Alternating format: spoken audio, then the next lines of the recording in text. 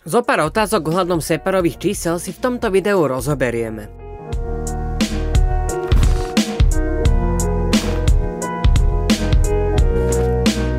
Začneme zľahka, teda povieme si jeho dátum narodenia, čo je 18.11.1986, čiže v tejto chvíli má 37 rokov. Jeho prvý track, kde ho dokážeme počuť, je z roku 2001, kedy pôsobil v už neexistujúcej skupine 2 kusy, ten druhý kus bol Prekvapivo dáme, a song sa volá 84102, čo je poštové smerovacie číslo Dúbravky, odkiaľ sú, a konkrétne táto nahrávka je z roku 2003. Reprezentácia Dúbravka, tak počúvaj, lebo teraz sme tu my a prvá vec našej skupiny. Rozhovor, na ktorom môžeme prvý raz vidieť Separa ako osobu, pochádza z 5.11.2011, kedy bol ešte súčasťou Gramo Rockers. V živote sme turnu nemali nikdy, ale akože dá sa povedať, že koncertujeme dosť, ale není to v celku ako turné.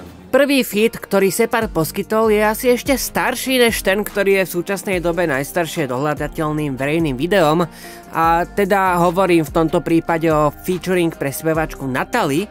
Viem, na čo myslíš. Sedím zamotaný sám jak pes, kúkam do blba, vesmír, halus jak svetina podoba. Dostávame sa k tracku, ktorý je najsledovanejším a najpočúvanejším na YouTube, a je to ku dnešnému dňu Sunset z PTK so skoro 14 miliónmi views. Športový režim v aute, hudba, vedľa mňa more a sunset.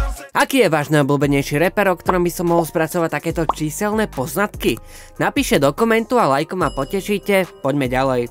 Čo sa týka Spotify, tak tam tiež dominuje Sunset s až skoro 15 milión vypočutiami. Featuring, kde bol Separ a má najviac pozretí, je pre Nerieš, kde boli ako DMSK, 10 minút slávy a má to takmer 24 miliónov views. Nevadí mi to, lebo som zažil život, ktorý zažije tak jeden človek z milióna.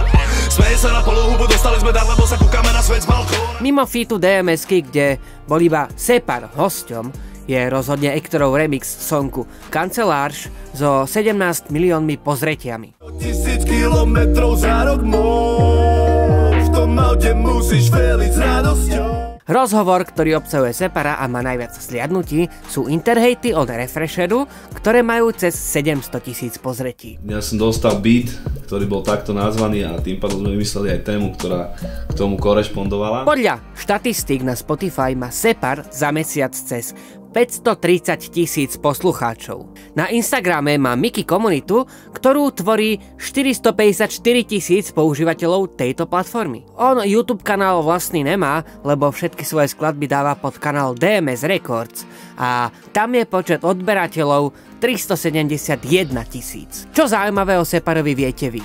Napíšte do komentu, lajkom ma potešíte, odber so zvončekom vás na nové video upozornia, týmto sa s vami lúčim a vidíme sa na budúce.